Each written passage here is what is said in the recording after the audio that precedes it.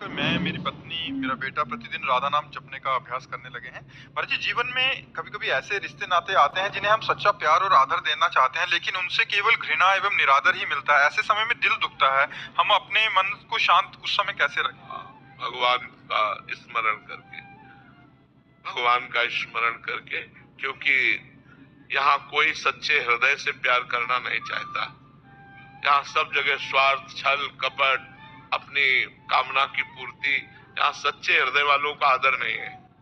सच्चाई से चलने वालों का आदर कम है समाज में।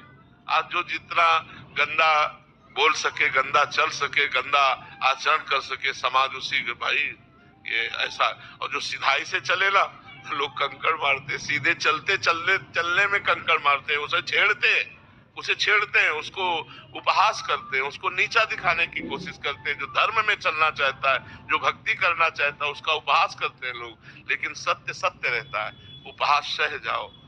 हम किसी से प्यार करें सच्चे हृदय से, और वो हमें सच्चे हृदय से प्यार करे, वो केवल एक ऐसा है, भगवान, दूसरा कोई नहीं है। ये हम पक्की बात तुम्हें बता देते हैं। छल कपट का प्रेम तो हमने देखा है, लेकिन सच्चा प्रेम नहीं देखा। महाराज जी, आप तो सबके हृदय की बात जानते हैं, तो क्या जो अधर्म आचरण कर रहा है वो अंदर से शांत है क्या? नहीं, अंदर की बात तो महाराज जी आप ही पकड़ पाएंगे। अंदर से अशांत और भयभीत। जैसे एक किसी गैंग का आदमी, जो हम सैनपुर में गंगा किनारे थे, तो गैंग में विस्फोट हो गया था, तो भाग के आया था। वो रात में सोते समय 2-2 मिनट में उठ के बैठ जाता। तो हमसे कहते, क्यों भाई? बोले, मुझे डर है। तो जो दूसरों की हत्या किए हुए, जो पाप किए हुए, वो चैन से सो नहीं सकते, चैन से खा नहीं सकते, वो मतलब चैन से 1 मिनट नहीं रह सकते। केवल बाहरी रूप तुम्हें दिखाई देती कि लांग बूट पहने, राइफल लिए और बड़ा ऐसा। फायदा क्या हुआ? तो बस यही तो जीव का भ्रम है, यही जीव का भ्रम है। वो फायदे के लिए अगर समझे तो भगवान का मार्ग है। ये तो अच्छा, ये रोड के किनारे पड़े हैं, ये क्योंकि वो अधर्म नहीं कर रहे हैं ना, इसलिए वो रोड के किनारे चैन से सो रहे हैं। और वो गद्दा में भी बैठकर चैन से नहीं सो पा रहा था, 2-2 मिनट में उठ के बैठ जाता। कोई आया क्या? कोई मेरे विषय पूछा क्या? वो एकदम घबरा रहा था और राइफल बगल में रखे हुए भयभीत है, अशांत है, चित्त बेचैन है। पाप करने वाला कभी शांत नहीं हो सकता। अशांत, चिंता, शोक, भय, उद्वेग, ये उसको प्राप्त होते हैं। पर उसको दूसरा रास्ता मालूम नहीं, इसलिए उसी रास्ते पे बढ़ता चला जाता है, उसी रास्ते पे बढ़ता जाता है। कि कहीं से धन मार लिया तो है, तो भयभीत है। मर्जी समझ आ रही है कि कोई सरकारी उसमें भी है, अगर उसने 5 लाख की घूस भी ले ली, बट उसको प्रतिपल भय है कहीं घर में छापा ना पड़ जाए, कोई पकड़ा ना जाऊं। बट महाराज जी, ये बात समझ क्यों नहीं आती हमें? भगवान की माया ऐसी प्रबल है कि वो अज्ञान में ही जी रहा है, इसलिए उसको समझ में नहीं आता। अभी समझ में कभी एक ना एक दिन आ जाता है, जब पकड़ा जाता है, बेइज्जती होती, तो उसको लगता है यार इससे तो अच्छा है कि जो हमें सरकारी पेमेंट मिल रही थी उसी में शांत से जीते। तो एक ना एक दिन अधर्म चोट करता है, पर जब चोट करता है तो बहुत समय व्यतीत हो जाता है, बहुत हम आगे निकल गए होते, पीछे लौटने का चांस नहीं रहता है। महाराज जी, आप तो शास्त्रों का परिणाम भी जानते हैं, तो इसका परिणाम क्या होगा? नर्क, अन्य पशु पक्षियों की योनियों में जाना, भयानक रोगों से ग्रसित हो जाना, और इसी जन्म में परिवार में भयानक अशांति फैल जाना। ये पक्का बात? पक्का, बिल्कुल पक्का है। अगर आप घूस लोगे, अधर्म का पैसा लोगे, तो आपका परिवार कभी सुख, चैन और शांति से नहीं रह सकता। आपके लड़के, आपके परिवार वाले ही आपको उसका परिणाम दिखा देंगे कि आपने जो कमा के दिया है वो अशांति और दुख का कारण है, अशांति और दुख का कारण है। श्री हरिवंश महाराज जी, आपकी अपार कृपा से मैंने समस्त दुष्कर्म जैसे व्यभिचार, मादक पदार्थों का सेवन, धूम्रपान, झूठ बोलना, चोरी करना, पैसे का छल कपट करना को त्याग दिया। परंतु एक मन में बहुत खेद है कि आप इतनी देर से क्यों मिले महाराज जी? आज जीवन की 46 वर्ष की आयु व्यर्थ हो। इस विषय पर न सोचे, अब ये सोचे कि जब से मिले हैं तो अब हमको समय नष्ट नहीं करना, अब हमको अच्छे से समय गुजारना है। भगवान का नाम जप करते हुए, परोपकार करते हुए, धर्म पूर्वक धन कमाते हुए, परिवार का प्यार पूर्वक पोषण करते हुए, अब जीवन में अपराध नहीं करना, गलती नहीं करना। अब लो नशानी, अब ना नशई हो। तो जितनी श्वासें हैं, जितना आपका समय है, वही भगवत प्राप्ति के लिए पर्याप्त है, उसी से भगवान की प्राप्ति हो जाएगी। हमें जो समय अब मिला है, हम जग गए, तो अब हमसे गलती ना होने पावे, ये सबसे बड़ी बात है। पीछे जो भूत गया उसको तो छोड़ो, अब भविष्य की चिंता को छोड़ो, वर्तमान को संभाल लो। वर्तमान को भगवान नाम जप में, वर्तमान को परोपकार में, वर्तमान में दूसरे की सेवा करो, इसी से तुम्हारा मंगल हो जाएगा। अंजू जिंदल जी, राधे राधे महाराज। महाराज जी आपके चरणों में कोटि कोटि प्रणाम। महाराज जी मेरे प्रश्नों के सारे उत्तर तो आप अपने आप ही दे देते हैं, मुझे तो सिर्फ इतना पूछना है कि आपको मेरे और मेरे जैसे जितने भी लोगों का प्रश्न होता है उनका उत्तर और प्रश्न दोनों कैसे पता लग जाता है, क्योंकि सब यही कहते हैं कि हम प्रश्न सोचा और अगले दिन महाराज जी ने हमारे प्रश्न का उत्तर नहीं, इसमें मुख्य बात भगवान की है, जो हमारे भी हृदय में बैठे और आपके भी हृदय में बैठे हुए। तो आपके हृदय में कोई ऐसा प्रश्न हुआ और किसी ने आप प्रश्न कर दिया और उसका उत्तर आपको मिल गया, तो इसमें मुखिया भगवान हुए ना, मुख्य तो भगवान हुए।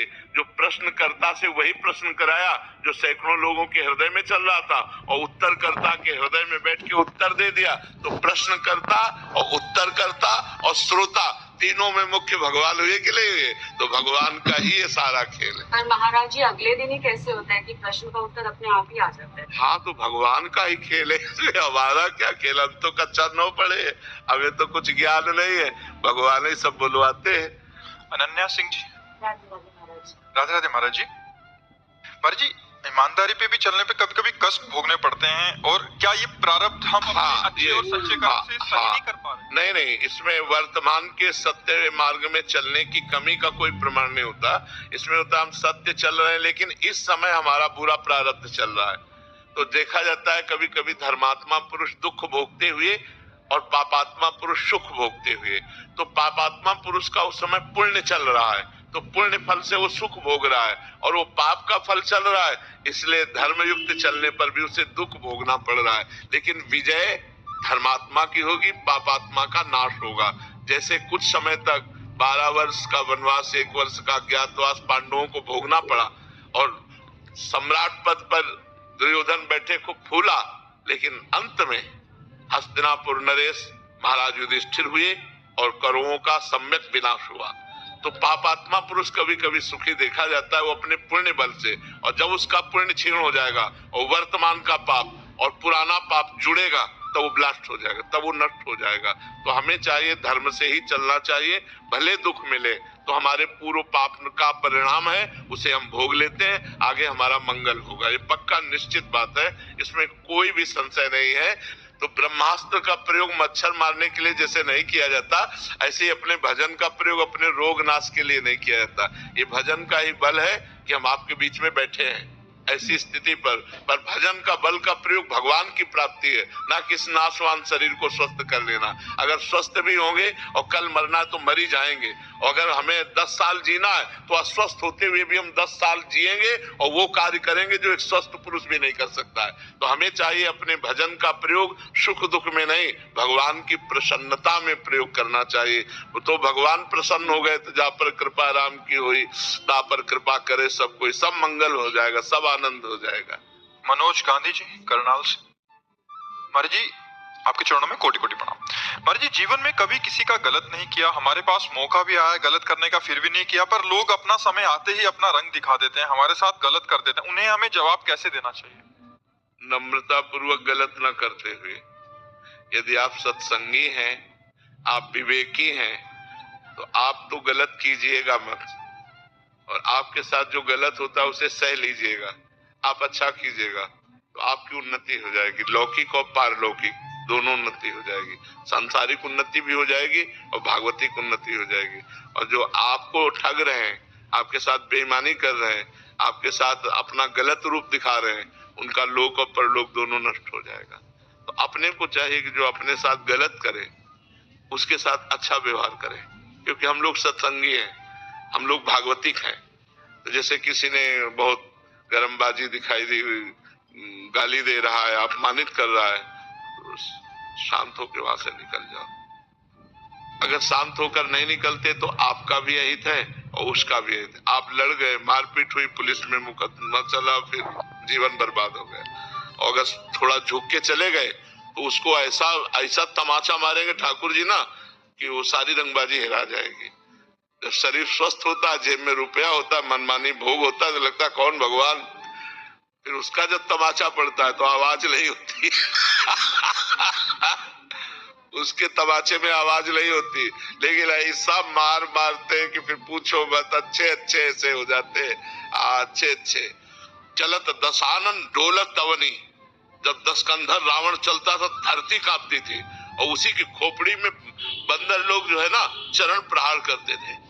जब खोपड़ियां काट काट के भगवान ने गिराई ना तो प्रहार करते थे। रहा न कोकुल रोवन हारा, राम विमुखास हाल तुम्हारा, रहा न कोकुल रोवन हारा। तो रहे न रावण सम अभिमानी, हिरण्याकश्यप सम वरदानी। खान विभव की खान जगत में कुछ दिन के मेहमान, भजले श्री भगवान जगत में कुछ दिन के मेहमान। तो हमें लगता है जो ज्यादा गर्व करे उसके सामने थोड़ा झुक के निकल जाओ। है कठिन काम, मतलब इतना हम थोड़ी, वो एक अभिमान आता ना, लेकिन उसी को संभाल लो, वो अपने आप ऐसे ठिकाने पे चोट लगे कि वो अपने आप ठीक हो जाएगा। उमा क्षमा श्राप होते भारी, श्राप से भी बुरा परिणाम होता है, क्षमा कर देना, जाओ तुम्हें क्षमा किया, कुछ नहीं कहेंगे। अब वो उसके ऊपर जो कार्यवाही होगी ईश्वर की, वो बहुत जोर की होगी। इसलिए मुझे लगता है अपने लोगों को, सत्संगियों को, सबके बल की बात नहीं है, सत्संगियों की बल की बात है, तो मुस्कुरा कर टाल दिया बात। अब वो बात जो फलीभूत होगी तो वो उसके ऊपर होगी, आपका तो मंगल हो जाएगा। पर है कठिन बात है जब हमें कोई गाली दे रहा हो और हम वहां से निकल जाए चुपचाप। ऐसा एक गाली सुन लेंगे तो शांति ही सबसे बड़ी बात है, नहीं तो अगर हम झगड़ा करेंगे तो फिर पुलिस का केस दोनों के ऊपर बनेगा। तो हमें लगता है अपने परेशानी को बचाने के लिए, अपने को उन्नतिशील करने के लिए हर जगह से अपने को बचाना चाहिए। साक्षी मिश्रा जी इंदौर से। राधे राधे महाराज जी, आपके चरणों में कोटि कोटि प्रणाम।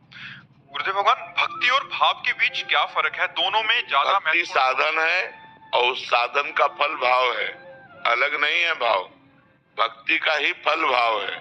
जब भाव आ जाता है तो भगवान की प्राप्ति के नजदीक होता है।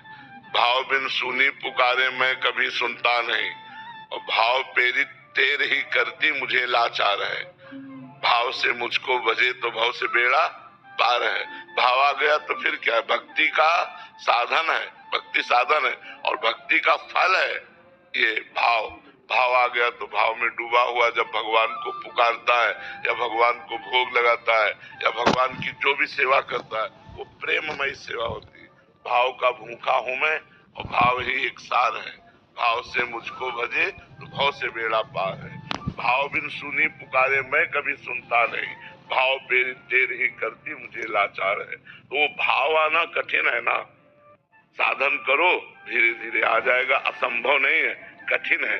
देखो भाव से सबरी जी बेर चख कर भगवान को पवाया तो भगवान अखिल लोक ब्रह्मांड नायक विश्व का भरण पोषण करने वाले भगवान सुदामा के हाथ से तंदुल छीन कर खाते हैं। रबड़ी रसगुल्ला वो थोड़ी है, तंदुल है जो कोई नहीं चबाना चाहेगा, वो छीन कर खाते हैं। विदुरानी के हाथ से छिलका खाते हैं। ये क्या है? भाव। ये है भाव। वो भाव में उनको होश ही नहीं, गूदा फेंक देती, छिलका मुंह में लगा देती। भगवान छिलका बड़े भाव से पा रहे, विदुरानी जी के केले का छिलका। तो भाव एक बहुत बड़ी वस्तु है। भाव मिल गया तो भगवान मिल गए। भाव भक्ति से आता है। जब नवधा भक्ति करते हैं तब भगवान का भाव आता है। इनका ही प्रश्न है कि श्री जी की सेवा करते समय मन का समर्पण और संवेदनशीलता कैसे बनाए रखें? जब हम नाम जप करेंगे, वाणी जी का गायन करेंगे तो श्री जी से अपनापन हो जाएगा। देखो, एक पड़ोसी के बच्चे को दूध पिलाना, एक अपने बच्चे को दूध पिलाना, अंतर हो जाएगा? नहीं, अंतर हो जाएगा। पड़ोसी के बच्चे में है कि, लेकिन अपने बच्चा, अपना बच्चा, तो ऐसे ही भगवान को भगवान मानकर सेवा करना और भगवान को अपना मानकर सेवा करना, अंतर पड़ जाएगा। आपके मन में जैसे भगवान को जब अपना मान लिया जाता है, तो एक दिन कृष्णदास जी महाराज वल्लभाचार्य जी के शिष्य बाजार में जा रहे थे, गरम गरम जलेबी बन रही थी। कहा यार ये तो ठाकुर जी के लिए बढ़िया है। आंख मूंदा और भाव से, तो वहां ठाकुर जी जलेबी पाने लगे। भाव से भेजा ना, भाव से जलेबी खरीदी नहीं, केवल आंख मूंद कर भाव से, अरे तो ठाकुर जी के लायक गरम गरम जलेबी बढ़िया, ठाकुर जी पाने लगे। हमारा भाव बन जाए ठाकुर जी के प्रति अपना, कि मेरे ठाकुर जी, मेरे प्रियालाल, तो फिर जो सेवा होगी वो बड़ी सुंदर होगी। अभी अपनापन नहीं हुआ ना। अब जैसे आप तो पाओ हलवा और चाय और रबड़ी और ठाकुर जी के आगे रख दो चिरौरी, तो फिर भाव क्या रह गया ठाकुर जी का। दुकानों में पूछते हैं सुपारी अपने लिए लोगे कि ठाकुर जी के लिए, अपने लिए तो फिर वो अलग चीज जाएगी। तो ऐसा करोगे तो फिर ठाकुर जी भी बहुत चतुर शिरोमणि है तो फिर जल्दी पकड़ में नहीं आते। पत्र पुष्प से ही मैं प्रसन्न हो जाता हूँ तो बड़े भाव भाव देखो, अगर हमारा भाव है तो भगवान एक तुलसी दल से प्रसन्न हो जाएंगे। एक तुलसी दल देखो, बताया ना, तंदुल कौन पाता है? कौन? तंदुल माने होते चावल की टूटी हुई किनके, छिलका कौन पाता है? ब्रह्मांड नायक प्रभु है। बेर सबरी जी के बेर प्रसिद्ध है, सुदामा के चावल प्रसिद्ध है, तंदुल प्रसिद्ध है, और विदुरानी का केला का छिलका प्रसिद्ध है कि भगवान ने पाया। इसलिए पाया, उसमें प्रेम है, उसमें भाव है। यदि वस्तु में एक पत्ते में एक तुलसी दल चढ़ा रहे हो, आपके आंसू गिर रहे हैं, भाव उतने में भगवान बिक जाएंगे। एक चुल्लू जल भगवान को दे दो, उतने में प्रसन्न हो। पर प्रसन्न तब होंगे जब आप अपनापन करके दे रहे हो, तब बात बनेगी, नहीं तो बात नहीं बनेगी। प्रवीण हड़िया जी, राधे राधे महाराज जी। महाराज जी, मेरे मन में ये विडंबना है कि कभी कभी किन्हीं सिद्ध या शुद्ध पुरुष के प्रवचन सुनते समय कह रहे कि महाराज जी कभी कभी कोई तर्क हो जाता है कि क्या ऐसा भी हो सकता है? हाँ, हो जाना चाहिए, कोई परेशानी नहीं है, उसका निराकरण कर लेना चाहिए। दूसरी तरफ लगता है कि क्या तुमको बात पे भरोसा नहीं है, फिर अंदर ही नहीं, अगर तर्क हो जाए तो हम उसका निषेध नहीं करते। तर्क होना हमारा स्वाभाविक है, तो हमको संतों से प्रश्न कर लेना चाहिए। अगर तर्क होता है तो प्रश्न कर लेना चाहिए।